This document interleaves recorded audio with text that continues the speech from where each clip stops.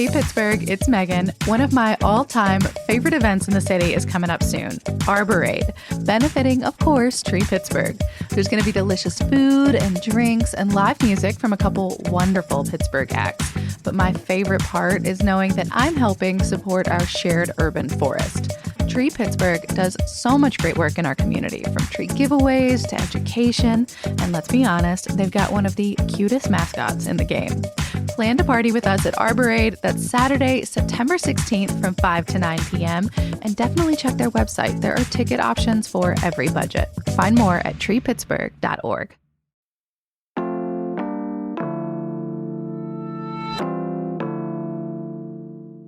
Today on CityCast Pittsburgh. When the city announced the appointment of new police chief Larry Scarato, they didn't mention his gay and biracial identities. We talked to him yesterday on the show. Y'all should listen if you haven't already. He even shared his professional coming out story. And he said that personal information wasn't part of the announcement because he wanted to be introduced on merit rather than the factors outside his control. But that he's proud to serve as Pittsburgh's first openly LGBTQ+ chief. And he hopes that lived experience is going to have a lasting effect on local policing. All that said, how does our LGBTQ+ advocacy community really feel about it? Reporter Jordana Rosenfeld of Pittsburgh City Paper is with me to get a sense of what, if anything, having an openly gay police chief means to them or to the city.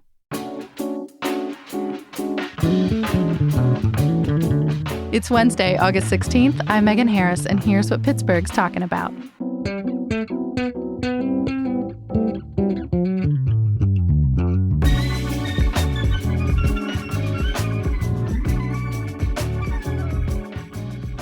Hey, Jordana, welcome back to CityCast. Thanks so much for having me.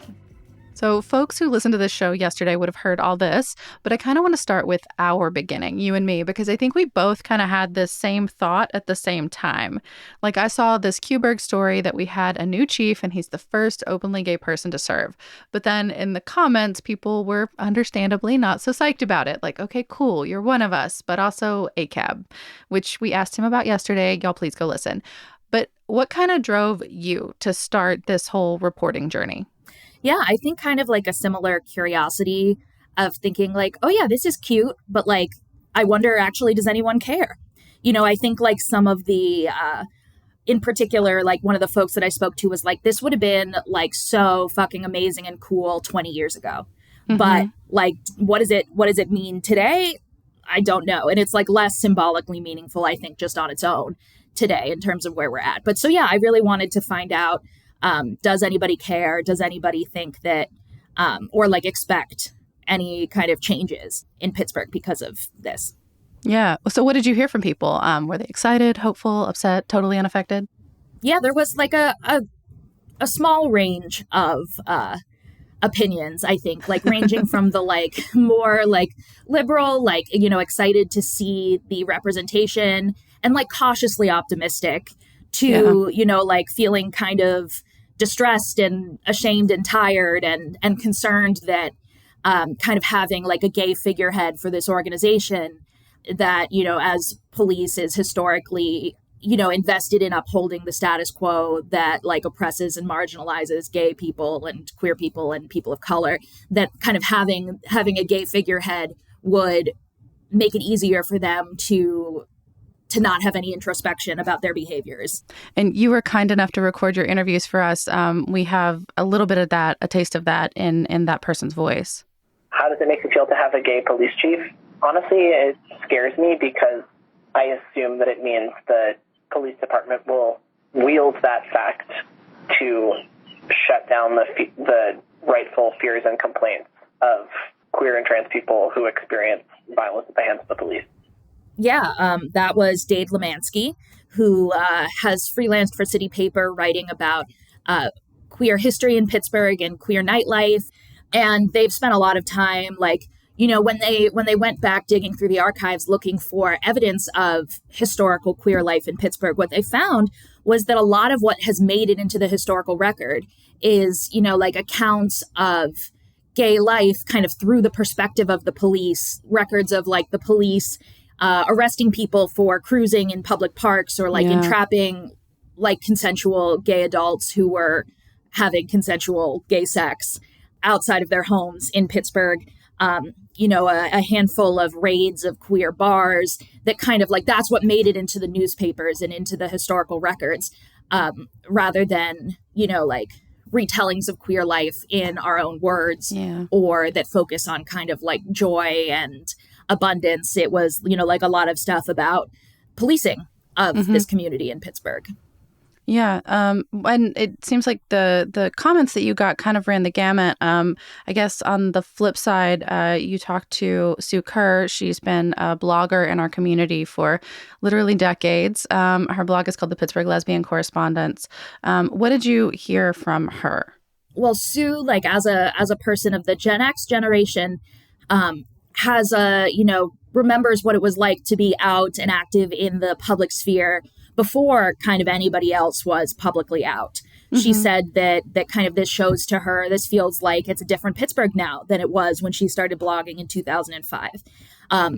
She also said, though, that she's, like realistic about what that means, and acknowledges that doesn't mean that we're going to see any kind of like revolution in policing or in the like objectives or tactics of policing. But she does hope that having somebody in charge who like understands a little bit of the lived experience of LGBTQ people, hopefully that will filter down through the rank and file. And she's hopeful about kind of recognizing the reality that the police do a lot of the referrals to social services that happen in our community. You told a story that I think a lot of us have seen evidence of, the Protect Trans Kids signs that we've had in yards across the city, rightfully so. But kind of the backstory of that being that, this family had a lot of contact with police. They were trying to get some kind of resolution for a neighbor that had been harassing them, according to court records. And Sue wishes that instead of just coming and responding, they had been able to connect this family with resources sooner. Right. She addressed the story of the family in the North Side that I did a lot of reporting on for City Paper. And she said that the family said that while the police officers that they interacted with were professional and they were respectful, they weren't really proactive in helping to resolve the situation. And if they had like kind of clocked that this was a potentially emergency situation, that like this was a serious situation where the family was being harassed based on the two parents being gay and them having a transgender daughter, they might have connected them with perhaps the like Hugh Lane Wellness Foundation, which is the organization that ultimately ended up providing them with legal aid when they took the neighbor to court. And it was a little bit of it took a little more work than Sue feels was ideal to get a summons issued to the neighbor. That's something that the police could have done on the scene if they had, realized the severity, if they had been more keyed in to the kind of dynamics at play in the situation. And I think there's kind of this odd disconnect there with, I know that in the academy that they introduce what are often young white men, by and large in the academy classes, to different kinds of wraparound services for a variety of things, like parenting resources, if you don't have the resources to diaper your child and feed your child, to folks who are facing food insecurity. But if you don't have the lived experience to like feel what that stress is in the moment and, kind of identify with somebody, it can be really difficult for the victims in that situation to feel heard and seen by officers who have absolutely no idea what this feels like. So yeah, it's been interesting to kind of see this conversation play out. Let's hear from Sue herself. I would hope he would think deeper than that and realize that this is it's important to build relationships and connections and to understand why they may not be there, but that it's on the police department to do a lot of the heavy lifting there. I hope that maybe we can look for other initiatives. The police do a lot of community service, a lot of projects, a lot of community building. Our LGBT groups and organizations plugged into that. That seems like such a small thing, but, just bringing us into what's already going on and, seeing if we can move forward. Yeah.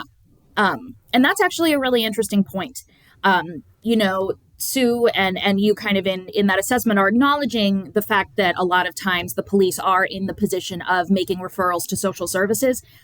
However, like, is that something that they're really equipped to do? Is that something they should be doing? And that's totally different, right? And a bigger conversation we're having nationwide right now. Yeah. And that was something that I heard, when I spoke to folks at Proudhaven, was kind of this idea of like, that's not what the police are for. Like the police, that is the role that unfortunately, because of all of the funding cuts from our social safety net programs and all of the money that has been funneled into policing and prisons, they kind of become the default like provider of social services or whatever. Like we look to the police to solve all of these kinds of problems that arguably would be better solved by like non-carceral, non-policing community resources. One approach to that is to make them better, to try to make the police better at, doing that, of like doing the kind of social service provision. If you're going to respond, we want you to know how to do it well and accurately and with respect and dignity. Right. That's kind of like more of a reformist perspective, whereas like a lot of queer people really kind of would like to see a more fundamental shift in the role of policing, would like to see more resources given to communities to support themselves and to these like social safety net programs to have them built back up so that we can have non-police solutions to situations that don't need the police.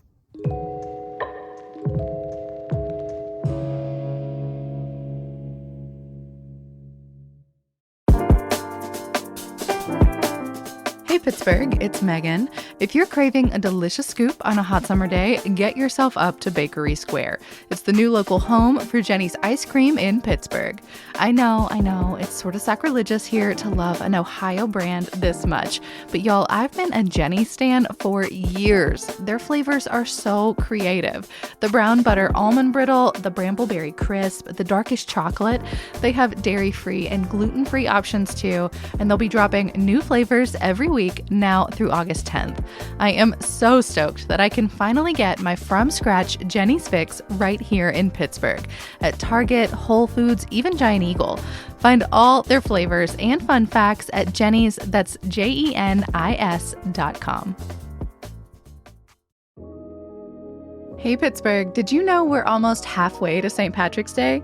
The 32nd annual Pittsburgh Irish Festival is taking over the Kerry Blast Furnaces in Swissvale again for 3 days of live music, Irish food and beverages, a huge maker market, kids crafts and games, axe throwing, plus short tours of the historic steelmaking site itself.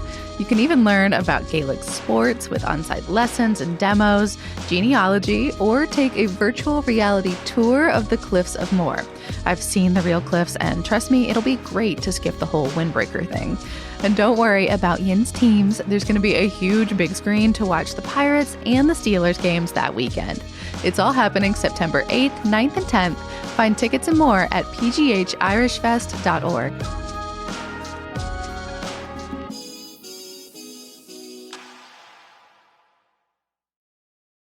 When I spoke with folks at Proudhaven, which is an overnight shelter on the north side for like young queer and trans people experiencing homelessness, and they do a lot of community work helping folks like resolve problems in their lives without involving the police.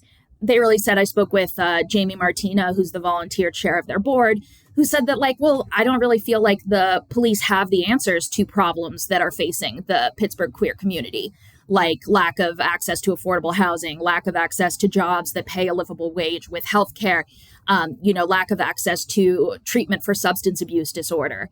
So it felt the like question of whether or not the police chief is queer felt a lot less relevant to them because they don't see the police as like partners in building up the queer community. When I've heard you talk about this before, it's like this bigger question of what are the police for? Right.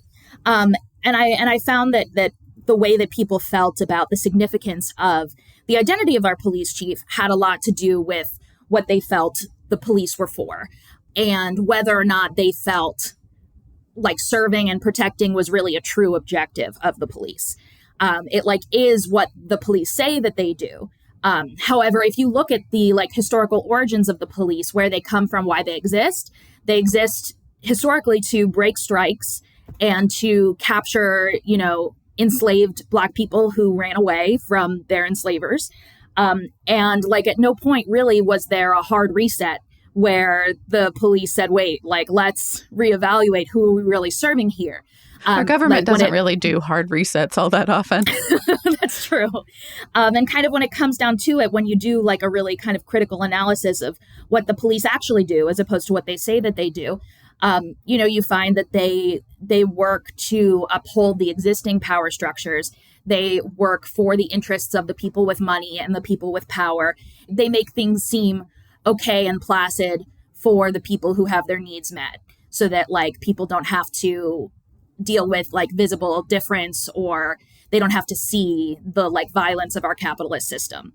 Well, and I want to go back to the historian you spoke to, Dade, because they had, I thought, a really important point. It is so resolutely tiresome to me when queer people think that somehow in the last 50-odd years since the Stonewall riot, that the state has somehow rearranged itself to accommodate us. If you are queer and you think that you are being accommodated by the state, it is because you are betraying people more vulnerable than you and you don't even know it. Yeah.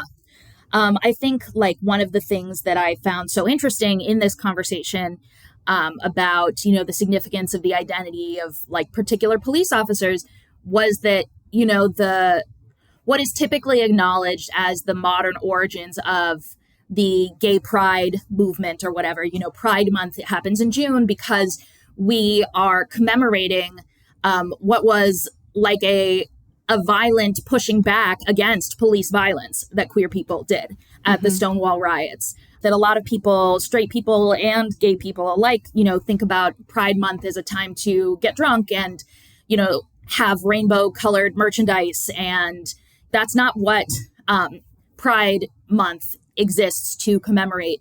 Pride Month exists to commemorate like an uprising against police violence against queer people and trans people. And so it was interesting to me to hear in that great interview that you did, Megan, with the new police chief, for him to say how much he has enjoyed participating in Pittsburgh's Pride events and like marching in uniform. There's like a whole continuous community conversation about whether or not cops should be at Pride in the first place.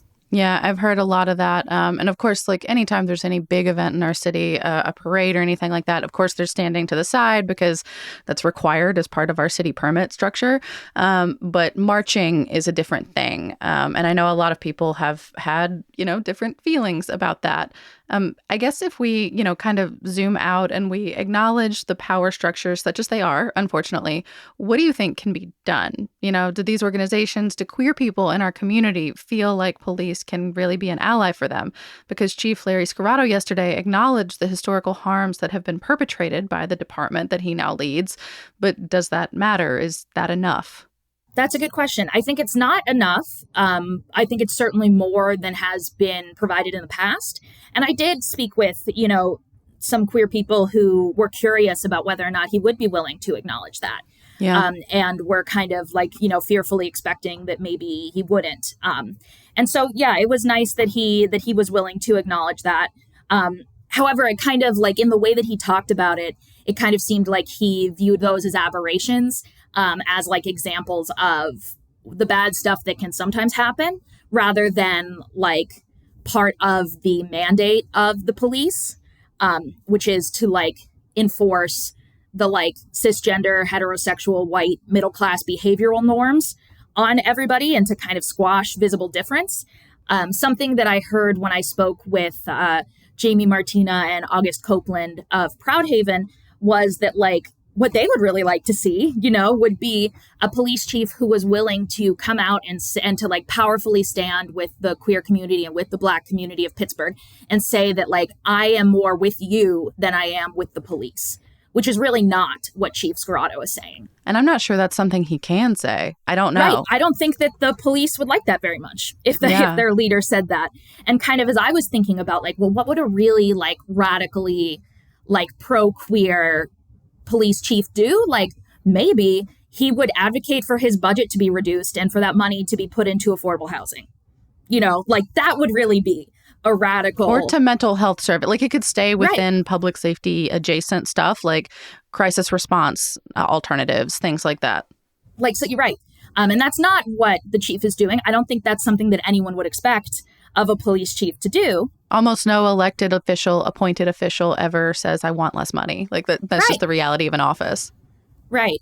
And the question does come up, of like whether can he actually satisfactorily serve both sides, in quotation marks, both sides being the like police who are invested in continuing to do their policing thing with more money, and the queer community, many members of which would like to see that money spent elsewhere, would like to see less of an emphasis on law and order and more of an emphasis on like communities thriving and people having what they need to survive. And he said that he hasn't reached out to any of our, queer identifying organizations, advocacy groups, things like that, but that he will. Did you talk to people who said that they want to hear from him? In a general sense, yes. I think, I did acknowledge when I was talking to some of the like more specific groups that they're like, are optical considerations for them to make about like whether or not they want to be publicly in dialogue with the police. That like if an organization in Pittsburgh that serves the queer community is doing that, that will make some members of the community feel less safe going to them for support.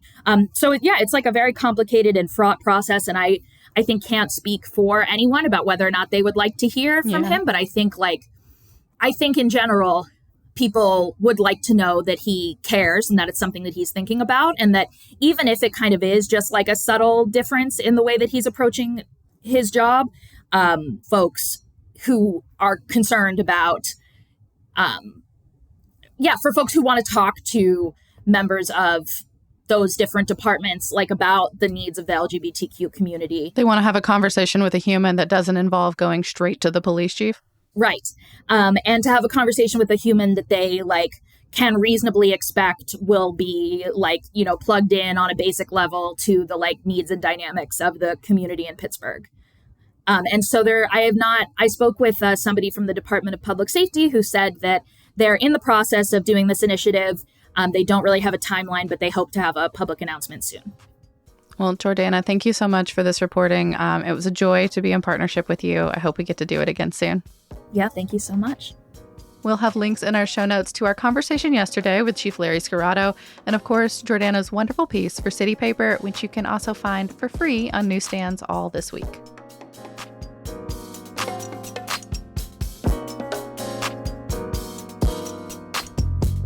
A little more news before you go. The city launched a new initiative from August to October to promote, quote, a culture of peace and resolution. It looks like sort of an events page that lives on the city's website. If you have an event that you think fits the bill and you'd like Mayor Gainey's megaphone, you can submit them at engage.pittsburghpa.gov. We'll have a link directly to the submit page in our show notes. And Pittsburgh could get another professional hockey team. The North American Hockey League is launching 3 professional women's hockey teams, and Pittsburgh is a possible location. WESA has had some great reporting this summer on all of the considerations behind it. Some of the other U.S. cities on the table are D.C., Philly, Boston, New York, and of course there are a bunch of contenders in Canada too. Members of one of our local recreational teams, the Pittsburgh Puffins, told WESA that they're really excited, especially because it could mean more opportunity for girls' youth sports.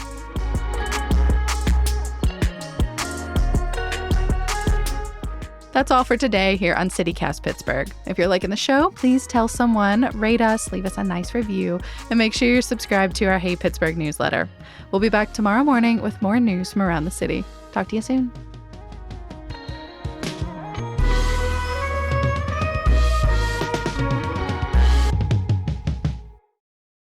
Should I say city paper and it's also on newsstands? I forget that there's print paper out there.